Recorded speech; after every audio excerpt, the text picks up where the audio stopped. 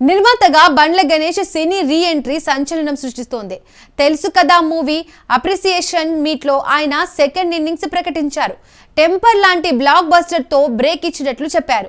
Producer గా కొత్త Jose తో వస్తున్నారు.